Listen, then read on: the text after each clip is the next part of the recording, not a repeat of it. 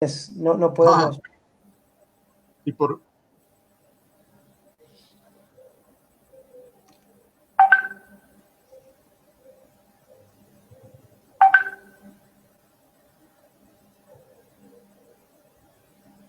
Muy bien, damos la bienvenida a todos nuestros queridos amigos y amigas de la Sociedad Argentina de Infectología, de esta parte del sur de Latinoamérica, y ya verán por qué, también del extremo norte de nuestro querido continente, en esta serie de encuentros que nuestra sociedad científica pone al servicio de la comunidad en general y de la comunidad médica en particular, en nuestra cruzada también de ir contra eso que la Organización Mundial de la Salud denominó la infodemia, que es la epidemia de falsas o malas noticias. Y en el día de hoy, un tema que sensibiliza, preocupa y ocupa a la sociedad en general, que duda cabe, porque es el tema del VIH y su interrelación con el COVID-19, qué pasa con las pandemias de estas enfermedades. Y tenemos el enormísimo placer, nos conocimos hace muy poquito, que cuánto es poco, hace unos minutos, pero ya lo queremos como si fuera un hermano nuestro, de compartir en un ratito nomás la exposición del doctor Luis Soto Ramírez, desde nuestra querida México, tan entrañable, tan cercana por esos lazos históricos y culturales con nuestra Argentina, y tan vinculados, tan hermanados en el día de hoy también en el combate contra el COVID. Y también contamos con la doctora María Marta Greco, que es de la Sociedad Argentina de Infectología, que será la encargada de dar comienzo formal a esta cita. María Marta, Luis, buenas tardes. Todo de ustedes. Cuando termine la presentación del doctor Soto Ramírez, haremos unas preguntas del público. Estoy seguro que todos lo vamos a disfrutar y mucho. Adelante. Muchas gracias, Diego, por la presentación. Bueno, ustedes, como todos saben, estamos viviendo una pandemia, una de las más grandes del último siglo, pero esta pandemia coexiste en el mundo y en nuestra región, que hace 30 años está entre nosotros, que es la pandemia de VIH-Sida. Así que para hablar de estas dos pandemias, de su coexistencia, tengo el placer de presentarles un amigo muy querido, al doctor Luis Soto Ramírez. El doctor Luis Soto es profesor de infectología y medicina en VIH, es jefe de laboratorio de virología molecular del Departamento de Infectología en el Instituto Nacional de Ciencias Médicas y Nutrición, y es jefe de infectología y vigilancia epidemiológica en el Hospital Médica Sur, todo esto en la Ciudad de México. Así que los dejo con un excelente speaker, el doctor Luis Soto. Muchísimas gracias por la invitación. María Marta, muchísimas gracias por acordarte de mí. Ahora que estoy viendo las dos pantallas, creo que la epidemia te ha hecho más joven y a mí me ha hecho más viejo. Pero bueno, voy a compartir mi pantalla. Vamos a ver si puedo.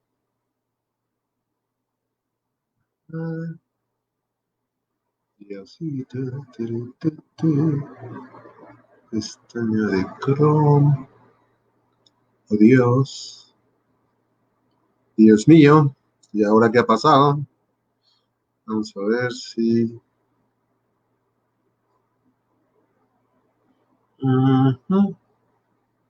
This share screen, this is the screen.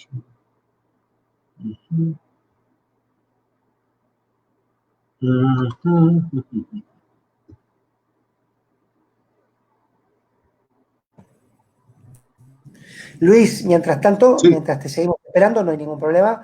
Les queremos contar a las personas que nos están mirando. Ahí está la pantalla. Sos malo, Luis. Son muchas pantallas, pero no encuentro la que quiero. Bueno, que es fíjate, mi presentación. Dale, la buscamos tranquilo. Ok.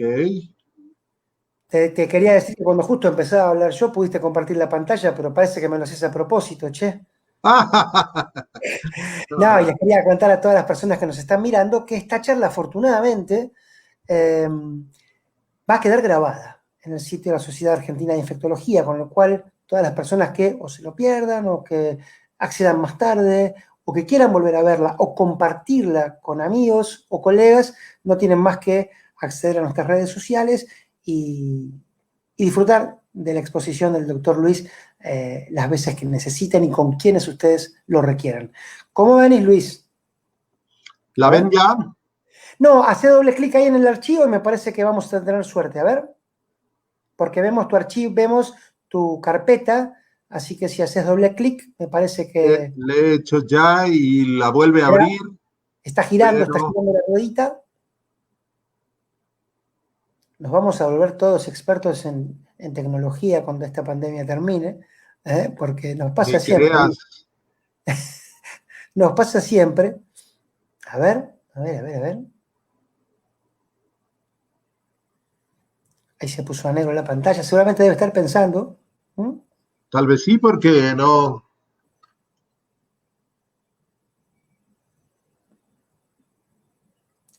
Fíjate, Luis, si puedes seleccionar el PowerPoint en el programa que se está usando. Fíjate. Sí. O si no, ¿sabes qué es probable? Mientras le Ujú. decimos a todas las personas que nos están mirando que tengan un poco de paciencia. Estamos conectados con México, ¿no? Parece que estuviéramos cerquita, pero estamos de alguna punta a otra del continente. Y ahí lo tenemos al doctor Luis Soto Ramírez, esperando ya por la presentación. Estamos solucionando unos problemas técnicos. Fíjate, Luis, si a lo mejor la podés abrir en tu escritorio como si nosotros sencillamente no estuviéramos y después sí compartir. Ok, A ver si eso sale. O sea, abrilo vamos. en tu pantalla como si lo estuvieras viendo solamente vos. Mientras le decimos a María Marta también las ganas que tenemos de darnos una vuelta ahí por el Zócalo, por la iglesia de la Guadalupe. No, está bueno contarle a la gente que tuvimos inconvenientes con una de las plataformas y que tuvimos que Ajá. cambiar de plataforma. Esto no estamos en Zoom y tal vez eso generó algún inconveniente con la presentación. Sí, pero tenemos tiempo. Vamos a hacer así, mirá, si les parece. Esperamos, no te das drama, le vamos a pasar a nuestro asesor. Tenemos a alguien que afortunadamente nos da una mano con estas cosas para que se comunique con Luis de manera privada, ¿no? Y así lo puede asesorar online. Ahí, Adrián, te estamos mandando el teléfono del doctor Luis. Es igualmente para nosotros un enorme desafío. María Marta, mientras lo esperamos a Luis, ya en contacto con Adrián, que es nuestro responsable de la parte digital. Bueno, contabas vos, también lo adelantábamos un poco en la presentación, el tema de VIH y COVID, en principio parecerían no estar relacionados, pero sin embargo tienen una ligación íntima, ¿no es cierto? En realidad, lo que está sucediendo es que son dos pandemias que coexisten y que no están controladas, ninguna de las dos. Y la cuestión es, bueno, dos frentes. ¿Cómo afecta COVID a las personas viviendo con VIH, por un lado? Y por otro, el descuido que hacemos de las patologías crónicas. Todos sabemos que desde el advenimiento del tratamiento antirretroviral es una patología crónica. Y bueno, cómo no descuidar esta patología en medio de la pandemia. ¿Cómo venimos, Luis? Entiendo que está hablando con Adrián, así que Adri. sabés de qué hablábamos, María, también en otros encuentros que abordamos parte también de esta problemática. Es el tema también que teníamos en el sentido de hasta incluso la dificultad de continuar con el tratamiento, ¿no? De las personas, que por este tema de la pandemia, la primera reacción que tenían era, bueno, freno, y eso también era una dificultad. Absolutamente. Y es algo a lo que vamos a asistir después, ¿no? Son los otros picos de la pandemia. Si bien nuestro país ha tomado muchas medidas para mitigar el impacto de COVID en los tratamientos como el del VIH, los tratamientos crónicos, claramente no ha podido solucionarlo en todos sus puntos y hay pacientes que han discontinuado tratamientos, se han discontinuado medicaciones, se han discontinuado cuidados. no es solamente con VIH, con muchas patologías crónicas. Lo habíamos visto en el otro webinar, como en catástrofes naturales, en inundaciones, en terremotos, donde hay una situación emergente en donde los recursos se dirigen hacia la atención de esta patología, se descuidan otras patologías crónicas. Realmente es algo a considerar no ocurre solamente no ocurre con el VIH, me imagino, como vos bien decís. Exactamente. Y lo interesante de esto es ver cómo lo están afrontando otros países de nuestra región, porque vemos en las noticias cómo está Chile. Chile realmente está pasando un momento muy difícil. Nuestros hermanos y amigos chilenos están en una situación en donde tienen una ocupación de las camas mayor al 80%, entonces realmente están al borde de saturar el sistema de salud. Entonces, bueno, nos pareció interesante ver qué está pasando en México y además un speaker del nivel del doctor Luis Soto nos puede hacer luz sobre lo que está pasando también en la región, no solo en su país. Sí, por eso le damos tanta importancia a nosotros, María Marta, y por eso recibimos con tanta alegría y beneplácito la propuesta tuya de invitarlo a Luis, porque entendemos que esto es la mejor mirada sanitaria de este problema, es la mirada más amplia, ¿no? Entonces, cuando uno se concentra en lo pequeñito, en lo chiquito, en la esquina, no hace bien. Cuando uno amplía mejor la mirada y el panorama, tiene un paisaje que va a acercar mucho, de manera más eficaz a la solución, porque mientras nos encerremos en lo chiquito, vamos a estar lejos de todo siempre. Exactamente, exactamente. Bueno, esperemos que lo puedan solucionar pronto. Parece que todavía están en eso. Quería decir a Luis o Adrián que capaz que Luis puede mandar por mail su presentación a tanto a mí como a vos, María Marta, y podemos intentar nosotros. Encantada. Yo tengo todo el correo. Claro, ahí está. Me está viniendo a mi mail. Excelente, Adrián, excelente. Luis, ahí lo voy a recibir yo, así que voy a ser el encargado. Nos encanta este webinar y sobre todo nos encanta el desafío excelente. Nos encanta superar las dificultades, porque esto es muy lindo lo que nos pasa y sobre todo, ¿sabes qué? Menos mal que me tocó con un periodista. ¿Viste? No, y menos mal que me tocó con vos y me tocó con Luis, que de dos personas muy dulces y comprensivas. La verdad que es una suerte también. Igual ustedes que son médicos lo saben mejor que yo, aunque a veces en la emergencia funcionamos igual los periodistas que los médicos. Lo peor que uno puede hacer es desesperarse, porque la desesperación no lleva a nada. Yo tenía un profesor, el doctor Cecchini, que, bueno, fue mi maestro. Sí, claro. Vos sabés que, te cuento, vos sabías que el hijo del doctor Cecchini... ¿Sabés qué decía él? Él decía siempre, esto con la tiza y el pizarrón no pasaba, decía él. También es cierto, también es cierto. Adrián, todavía no me llegó la presentación. Te decía, mientras tanto, María Marta, que el hijo... Ahí está la presentación. El hijo del doctor Cecchini es un famoso periodista que yo, por lo que es Las Vueltas de la Vida, lo conocí después de haber oído de su padre, vía SADI, ¿no es cierto?, en uno de los congresos de la SADI que lo homenajearon, justamente, y además a propósito de las becas que la SADI prepara, ¿no?, con su nombre. Exactamente. Pero cuando lo conocí a este colega, digo, pero vos y Cecchini, claro, los dos de La Plata, te imaginás que... Daniel Cecchini, sí. Sí, señor. Un gran colega, un gran hombre de la salud también. La verdad que nos pone muy contentos. Bueno, vamos a ver, ya mismo vamos a recibir acá la información. Bueno, gracias a todos por esperar y la paciencia, a toda la auditorio. No, sí, bueno, pero entendemos que acá yo tengo, bueno, a ver, yo la presentación la tengo aquí.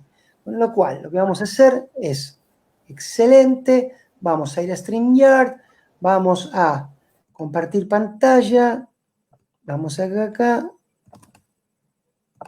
share screen, ok, ajá, muy bien, pestaña de Chrome, acá está, ventana de la app, acá está, Vamos a ir despacito, pestaña de Chrome. Ajá, sí. Nueva pestaña acá. A ver. Ajá, no, nueva pestaña no. Vamos a esperar un poquitito.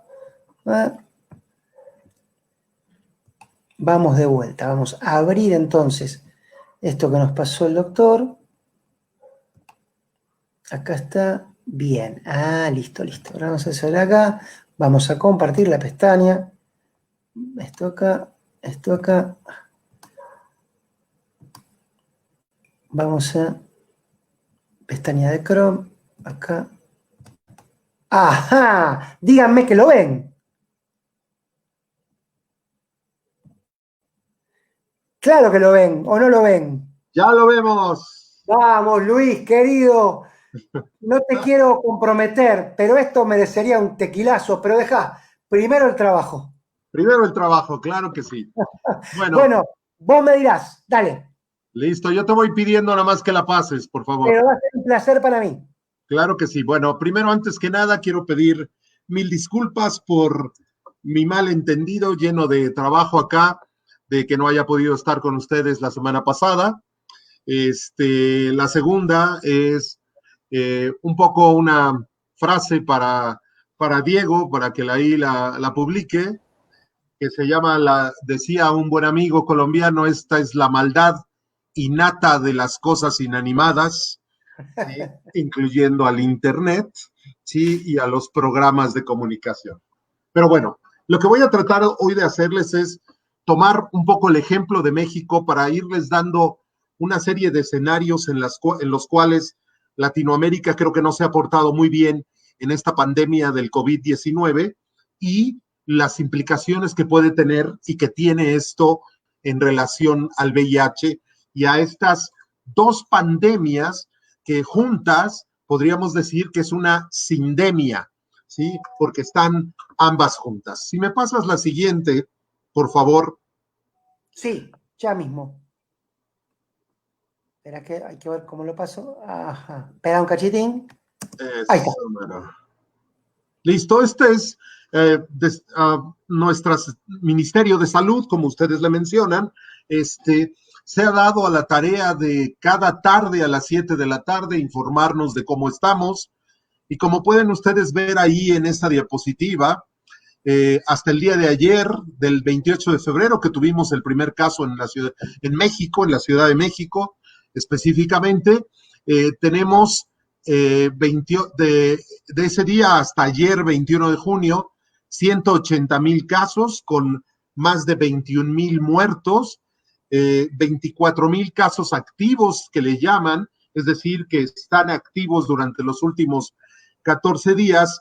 Y sin embargo, quisiera que vieran los dos números que están hacia la derecha, en donde son el número de pruebas que se han realizado y el número de pruebas positivas, porque después de esta presentación, ayer un epidemiólogo muy famoso de la Universidad de Harvard decía, México ha llegado a lo único que no ha llegado nadie, y que es 56% de positividad de sus exámenes, a pesar de tener un número limitado de exámenes, o tal vez relacionado a que tienen un número limitado de exámenes, pero es una cifra que no ha sido alcanzada en ningún país, sí en algunas ciudades, pero no en ningún país.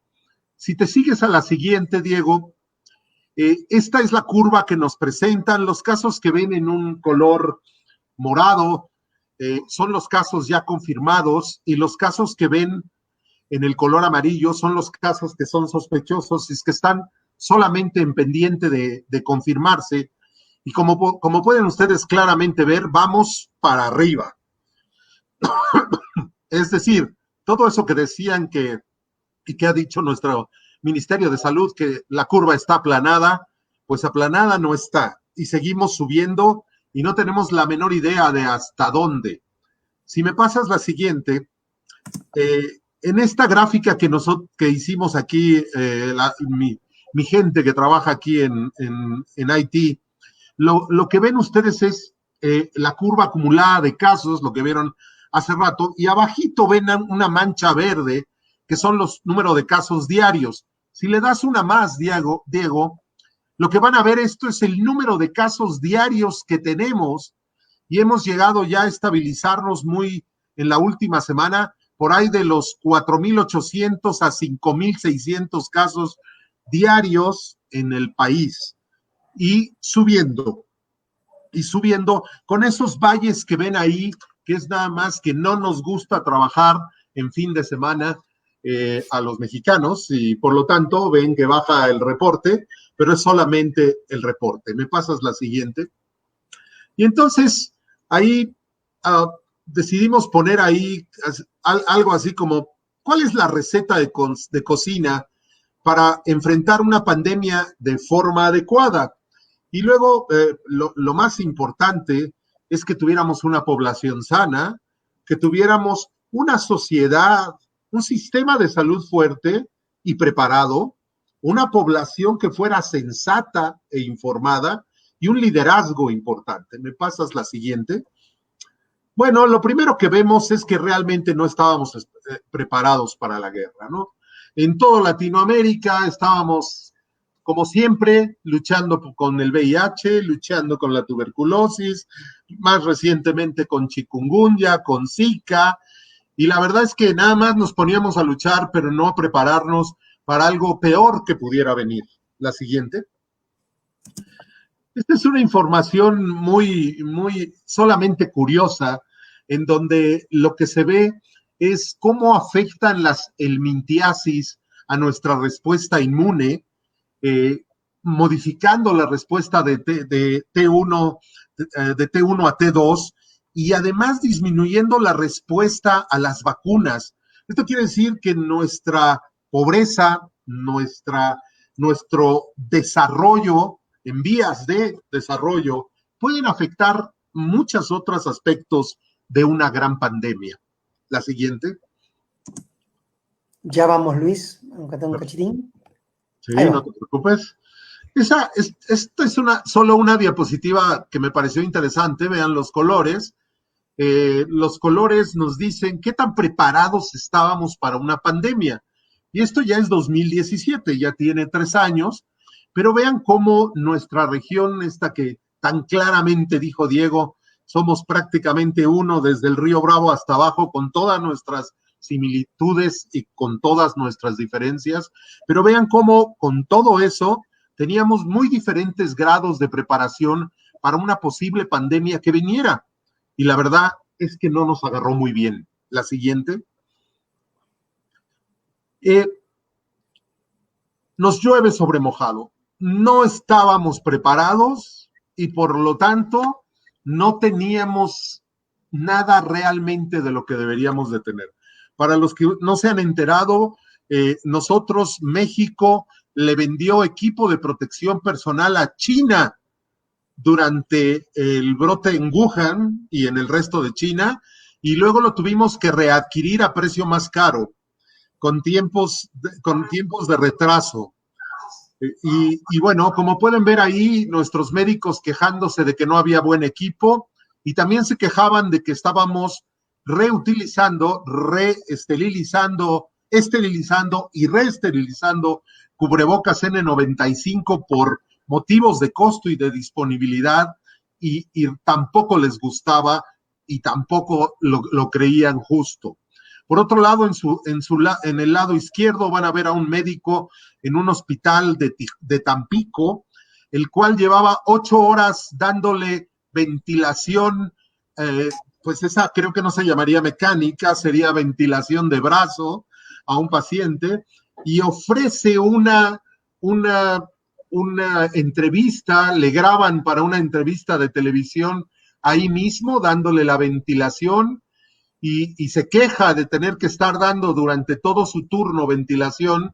Y bueno, claro, en lugar de darle un ventilador al hospital, bueno, claro, despidieron al médico. Y esa es la forma en que estamos reaccionando. La siguiente.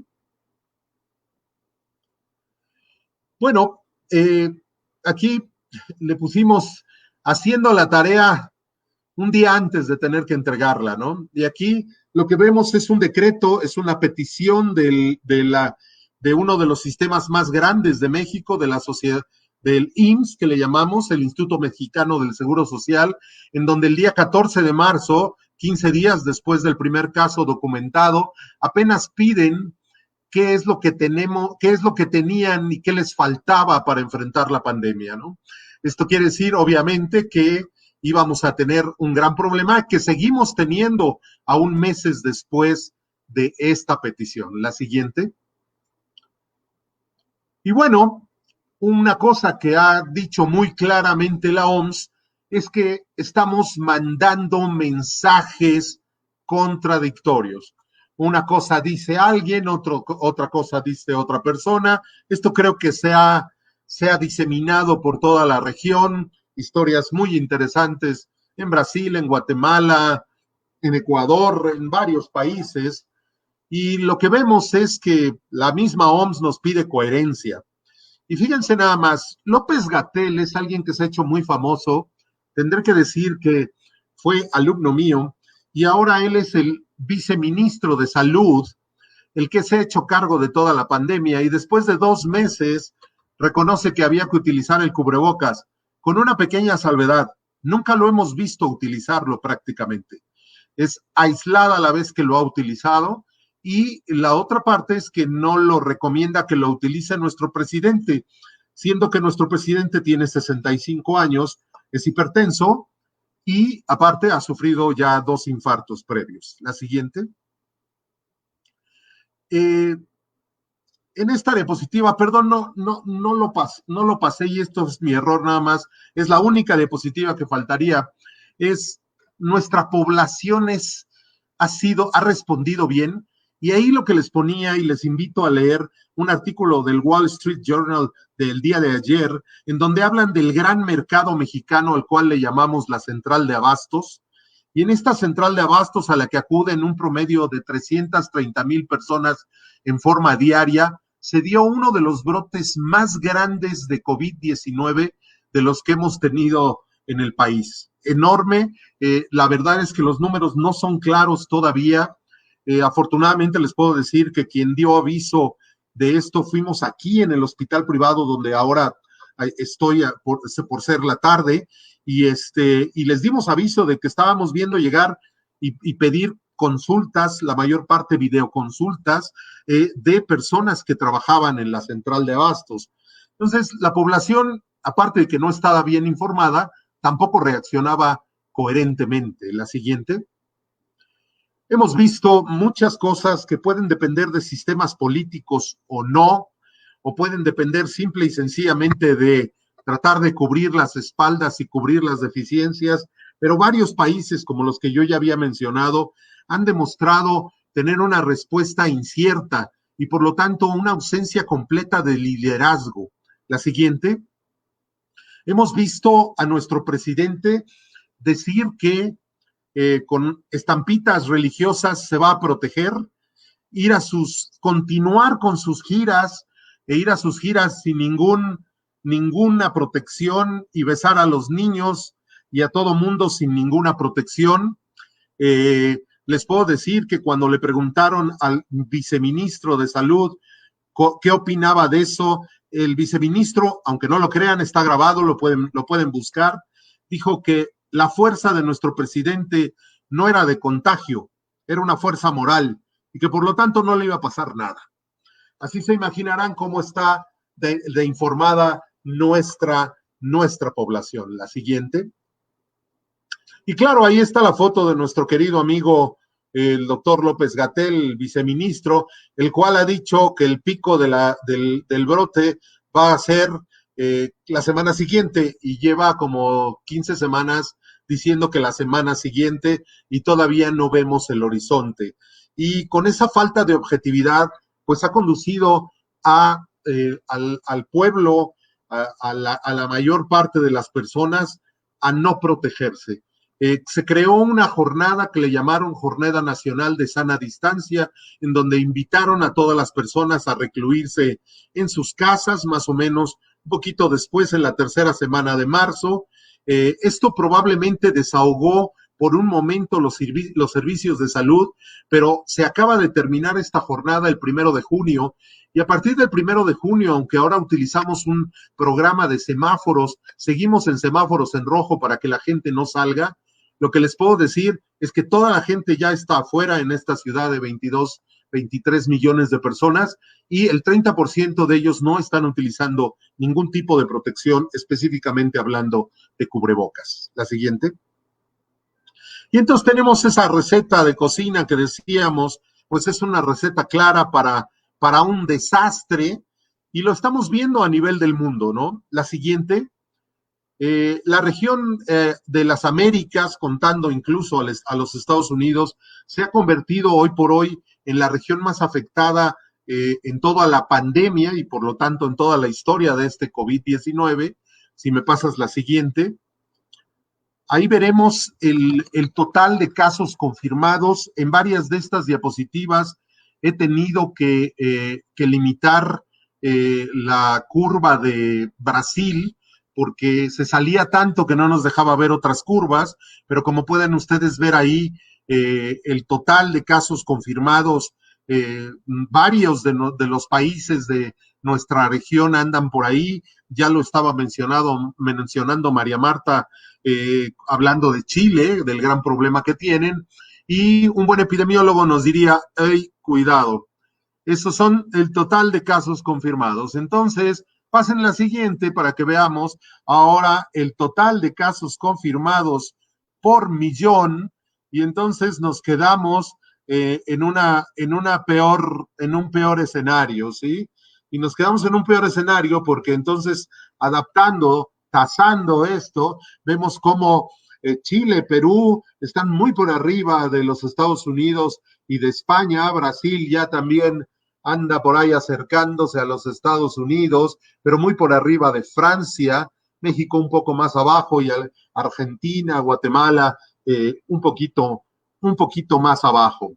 Si me pasas la siguiente, podremos ver el número de muertes que tenemos en el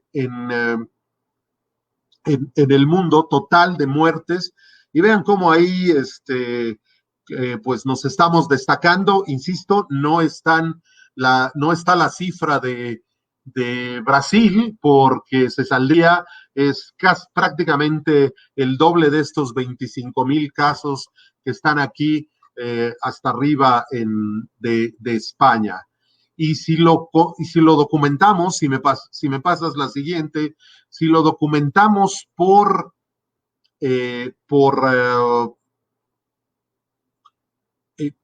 millón de personas, vemos también unas tasas impresionantemente altas. Ahí sí, Estados Unidos, Brasil, Ecuador, Chile, México, estamos a la cabeza.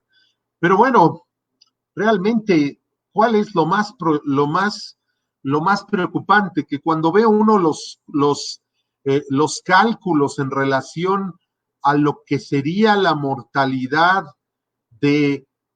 proyectada para septiembre 30, estaríamos hablando que para México serían aproximadamente unos 82,000 casos, con un límite mayor hasta 112,000. Y si vemos la siguiente, veríamos que Argentina, poniéndolo, si me pasas la siguiente, por favor. Sí, ese es México, todavía sí. Aquí estamos en Argentina. En Argentina tendríamos una mortalidad proyectada para septiembre 30 de 6,500 casos, pero podrían ser hasta 13,000 casos.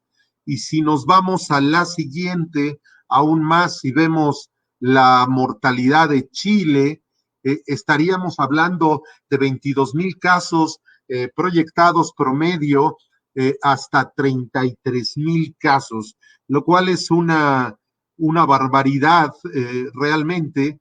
Y la otra cosa que podríamos ver, si vemos la siguiente, es algo que preocuparía realmente, y es, pero realmente, ¿cuántos casos vamos a ver?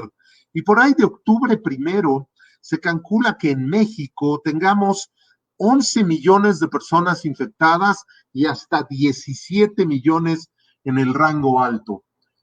Y eso es, si vemos la siguiente, Eso es tomando en cuenta que hacemos muy pocas pruebas.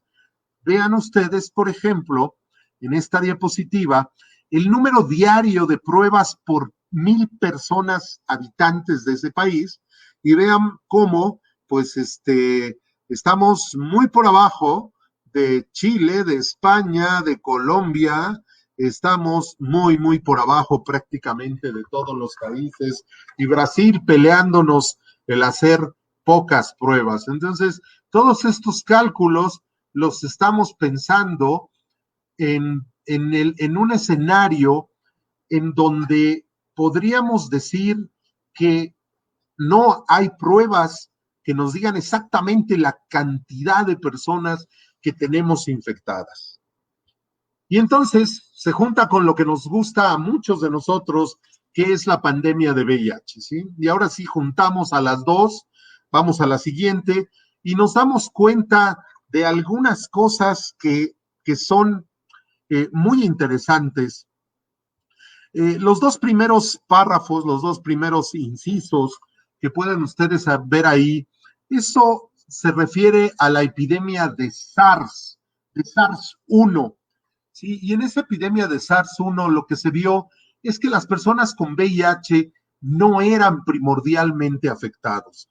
Más aún, ahora tenemos algunas evidencias y les recomiendo que lean ese extraordinario artículo de Silvia Mascola que está en Journal of Virological Methods, en donde lo que ven ustedes es que se piensa que probablemente las personas con VIH pudieran tener un factor de protección para no desarrollar un cuadro tan importante, y durante un tiempo se llegó a pensar al principio de esta pandemia que probablemente algunos antirretrovirales pudieran tener algún efecto sobre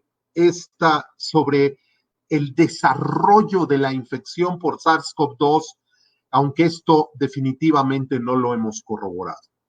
¿Qué sabemos? Bueno, lo primero que publica, si me pasas la siguiente, lo publica un buen amigo de todos nosotros, perdón que se vea tan pequeño, pero lo pueden consultar en la publicación del Clinic, del doctor José Luis Blanco y de todos los amigos del Hospital Clinic, en donde reportan los primeros cinco casos de pacientes con VIH y COVID que fueron ingresados al hospital. Esto corresponde a menos del 1% de los totales de ingresos que habían tenido en ese hospital. Y lo que pueden también ver es los 5, eran 3 hombres que tienen sexo con hombres, 2 mujeres transgénero. Y si me pasas la siguiente, son personas que tenían CD4 altos, todos menos el caso número 5 que tenía CD4 bajos, carga viral detectable porque no había iniciado tratamiento.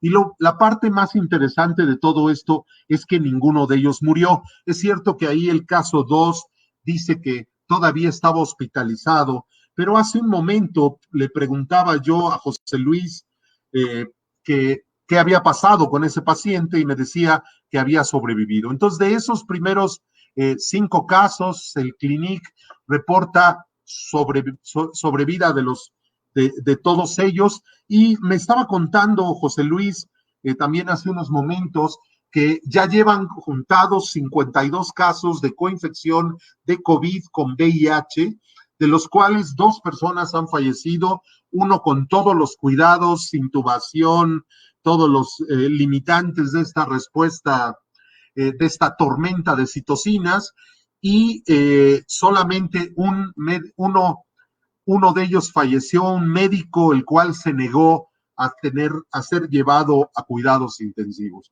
Un dato interesante que les puedo decir, que no se aprecia muy bien en la diapositiva tan pequeña, lo que podemos ver es que todos estos pacientes eran menores de 50 años. ¿Qué más tenemos en el resto de la experiencia? La siguiente.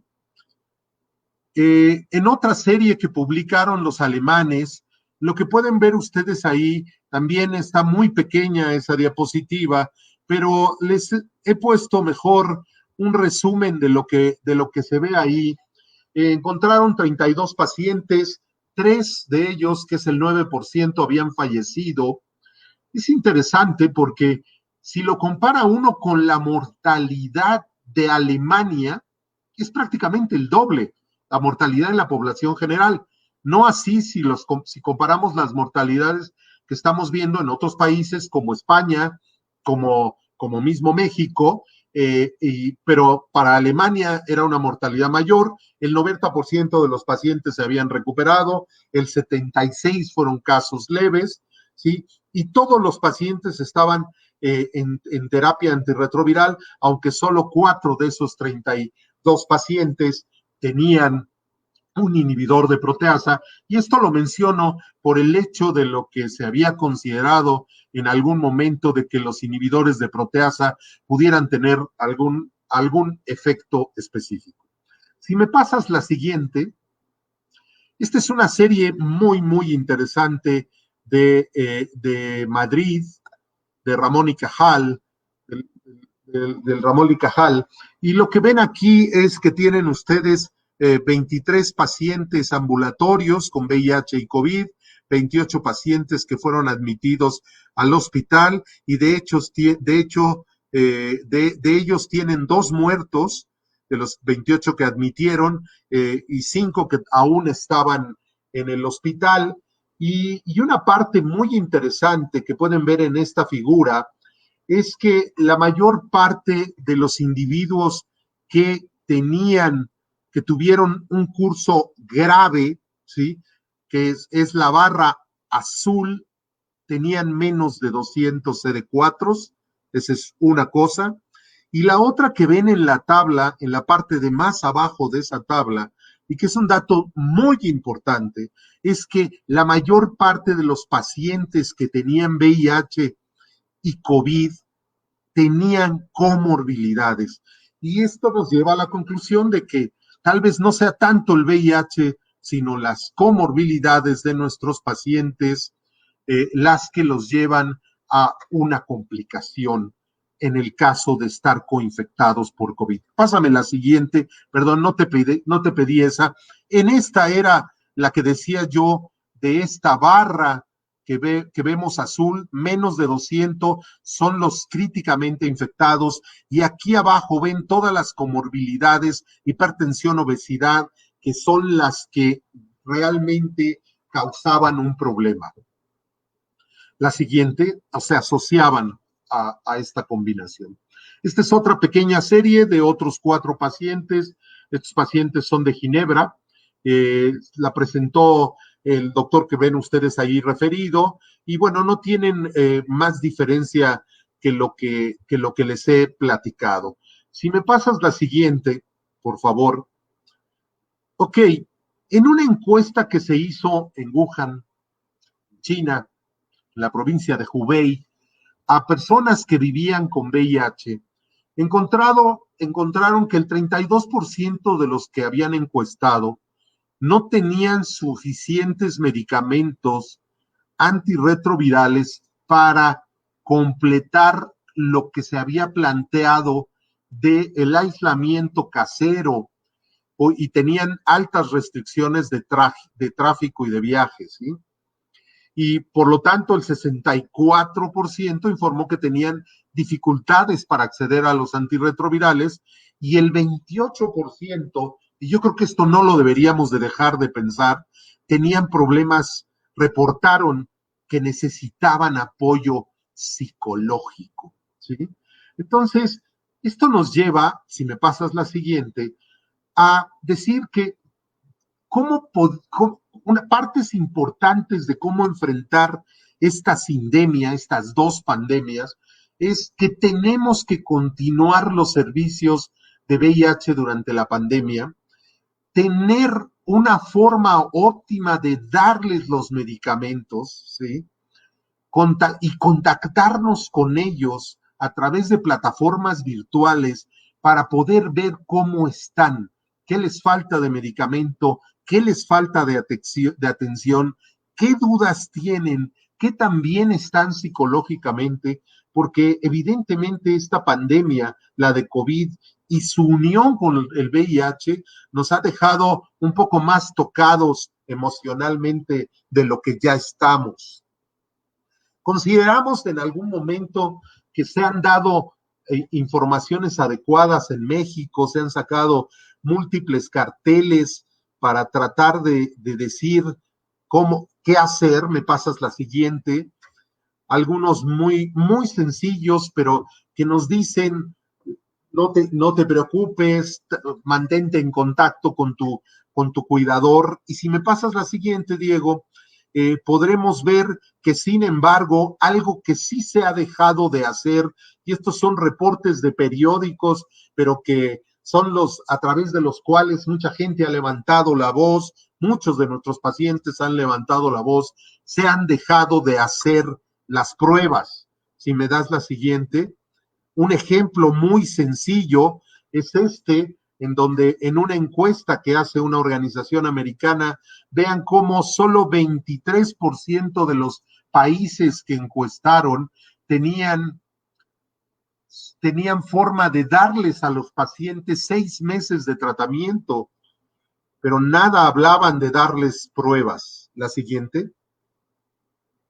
Una clínica que muchos de ustedes habrán oído nombrar, nuestra clínica más grande, la clínica que llamamos Condesa, ¿sí? Esta clínica ha seguido abierta para dar medicamentos, pero no se están tomando las pruebas porque el sitio donde se hacían las pruebas, que es el Instituto Nacional de Enfermedades Respiratorias y el Instituto Nacional de Nutrición, donde yo trabajo por las mañanas, ambos hospitales se han convertido a hospitales total y completamente COVID.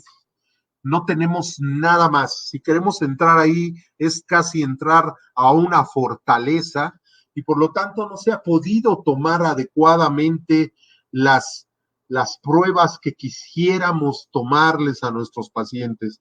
Nosotros hemos ya establecido, gracias a que un servidor trabaja en esta institución privada en la que estoy en este momento, hemos establecido la posibilidad, y está, a minutos caminando del Hospital de Nutrición, hemos establecido la posibilidad de que vengan a tomarse la muestra aquí. Tenemos un área muy linda donde se toman la muestra y donde se van a poder tomar mucho más muestras para poder reinstaurar las pruebas de las personas que van y toman cuidado en nuestro país.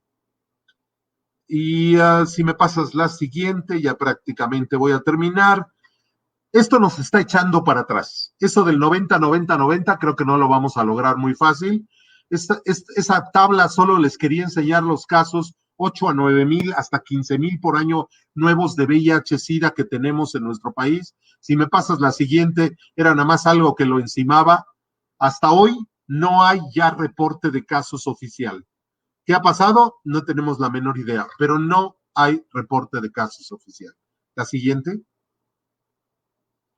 Tenemos que tener cuidado con nuestros pacientes, tenemos que estarlos mimando, tenemos que comunicarnos por teléfono con ellos, tenemos que asegurar que tienen sus antirretrovirales, tenemos que resolver sus dudas de cómo se protegen del COVID, tenemos que decirles que no por tener VIH, si están tomando bien su tratamiento, no van a tener más riesgo que el que tiene la población general, pero eso no significa decirles que no tienen riesgo. La siguiente.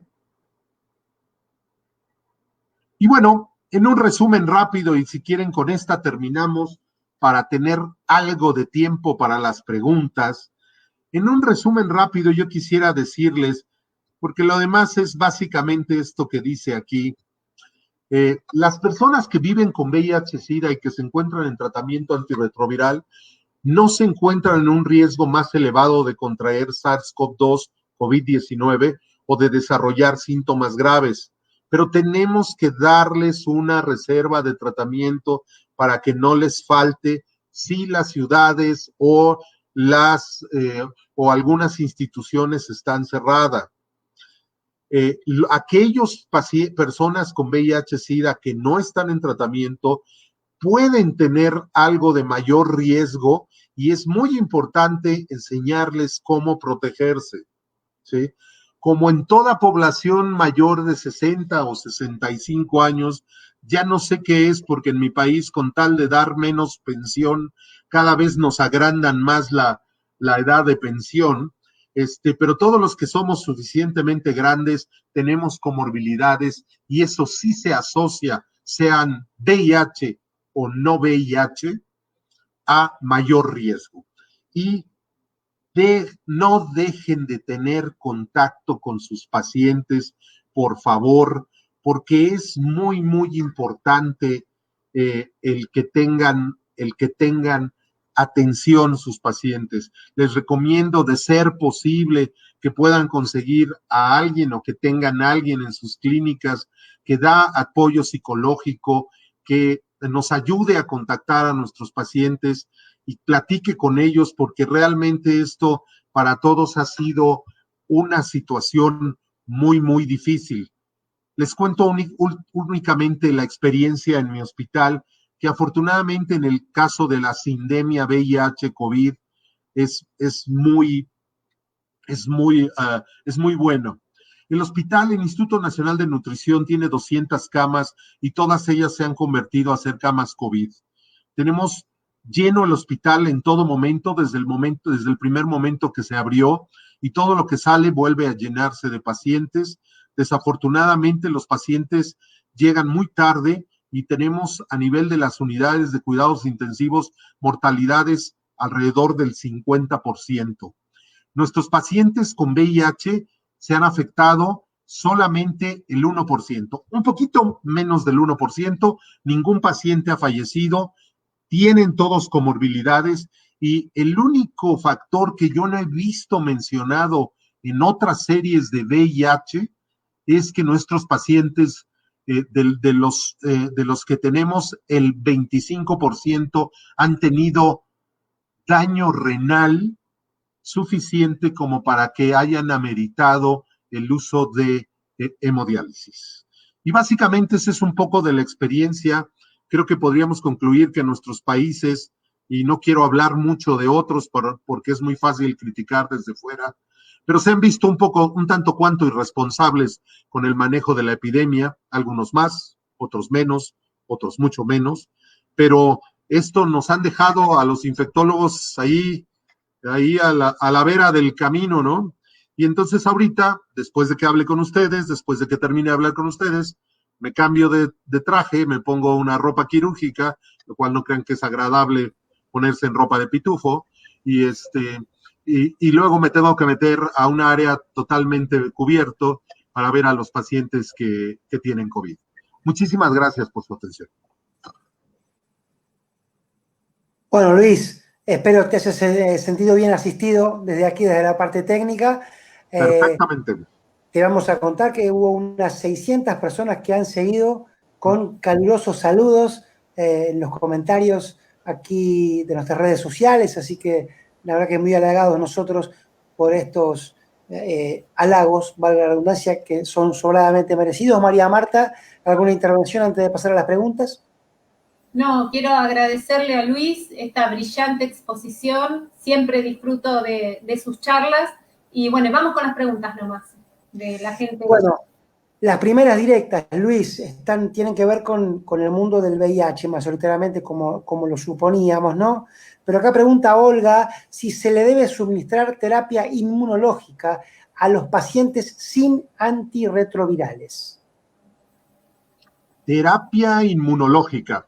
Imagino que está hablando en relación de los pacientes con COVID, está claro, en relación a medicamentos tales como dexametasona, tocilizumab, baricitinib, ruxolitinib. Lo hemos hecho. Ahora, ¿se debe? No estoy tan seguro. No estoy tan seguro, pero lo estamos haciendo. Lo estamos haciendo porque tenemos nuestras claras reglas de que cuando llegan a manifestaciones de alta respuesta inmune, que los vemos progresar, sí se los damos. Pero te puedo decir que el número ha sido muy pequeñito, muy pequeñito. no podemos decir que es una experiencia como para decirte, sí, hazlo, Olga. Mirá, te saludan desde Bolivia también, Luis, aprovecho para Mira, contar qué lindo. toda nuestra patria grande, hermosa, unida ahí con esta charla, aprendiendo tanto de vos. Pregunta Néstor si se realizó en México algún control serológico para ver el nivel de contagio que hay en la población o solo se está procesando PCR con hisopado. Ok, solo se está haciendo a nivel grande, solo PCR con hisopado, y hemos hecho algunos estudios muy, muy chiquititos de anticuerpos. Tengo que insistir, IgG normal, no necesariamente son neutralizantes, porque los ensayos no detectan anticuerpos neutralizantes, y hemos visto que solo el 12.5% de las personas que hicimos en un círculo abierto no son personas que se recuperaron. Estamos hablando de personas abiertas que aceptaron nuestra invitación aquí alrededor ahora sí que del gran barrio, de la gran alcaldía que tenemos, y solo 12.5% son positivos. Pregunta Sandra si una persona con VIH que haya dado positivo de COVID, ¿esa persona podría donar plasma? ¿Sí o no y por qué? ¡Anda! Esa ¿Viste, Luis? pregunta, Te dije esa, que estudiar, te lo avisamos. esa pregunta está excelentemente buena. Yo no me atrevería. A ver, si uno sigue lo que conocemos de la transmisión de VIH, sabemos que las personas que están indetectables pueden tener relaciones sexuales sin ningún problema, pueden tener hijos sin ningún problema, pero eso de colectar plasma y pasarlo,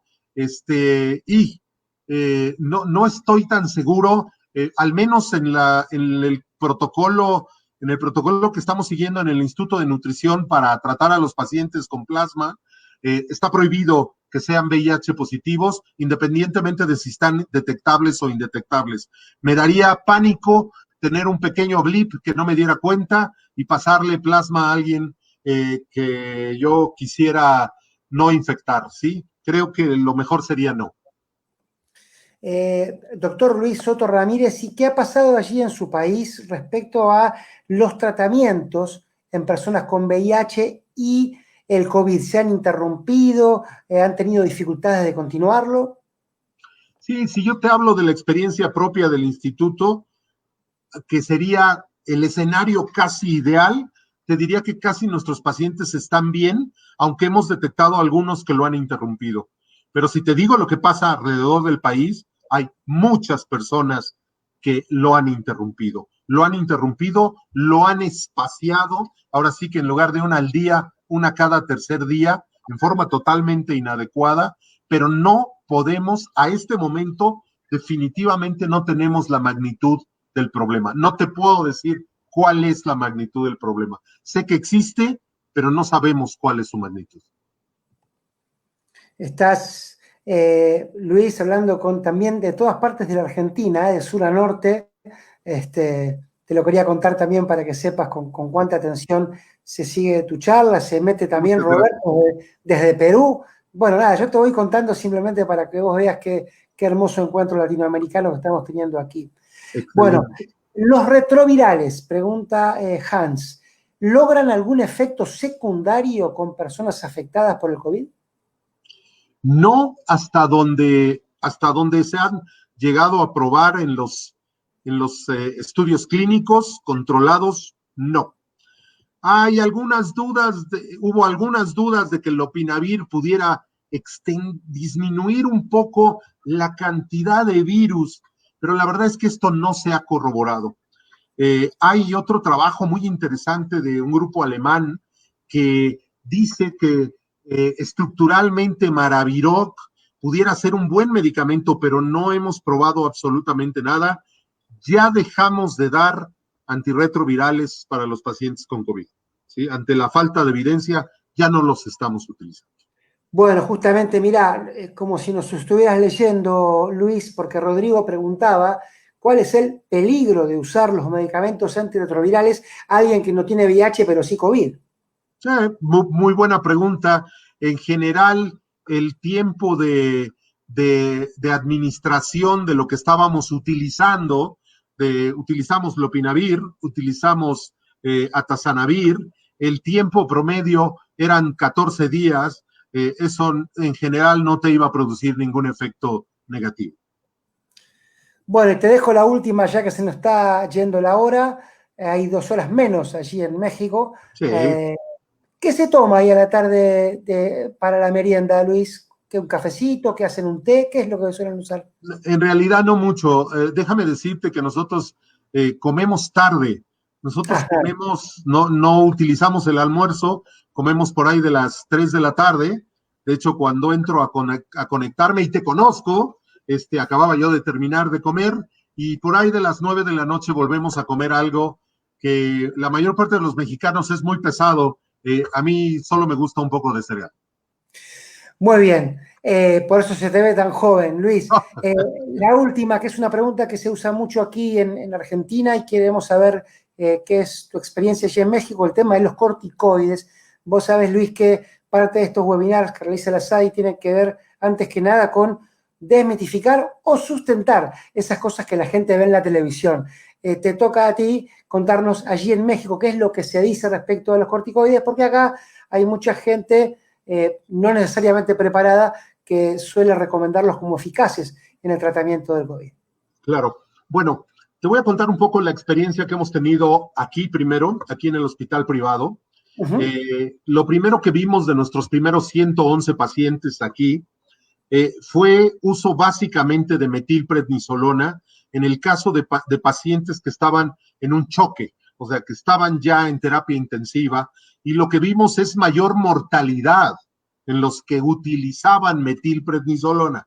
Y quiero decirlo, es metilprednisolona, son dosis muy grandes y eso, al menos aquí, se asoció a mayor mortalidad. Ahora, toda esta información que ha salido de la dexametasona a una dosis, ok, podríamos decirlo que en términos de prednisona no es tan baja, pero para una dexametasona son dosis bajas. En realidad, no tenemos la suficiente experiencia como para decirte que nos preocupa. Voy a contar algo muy específico del Instituto de Nutrición. Una cosa que no sé si han visto ustedes en sus unidades de cuidados intensivos y también afuera, es la gran cantidad de infecciones agregadas, de coinfecciones agregadas, ¿no? Entonces, y una de las que tenemos claramente, porque además se está construyendo el nuevo hospital, es aspergilosis. Entonces, yo recuerdo muy bien cuando sale el estudio de dexametasona, que el doctor Paul Sachs en su blog dice, y prepárense para muchas más aspergilosis.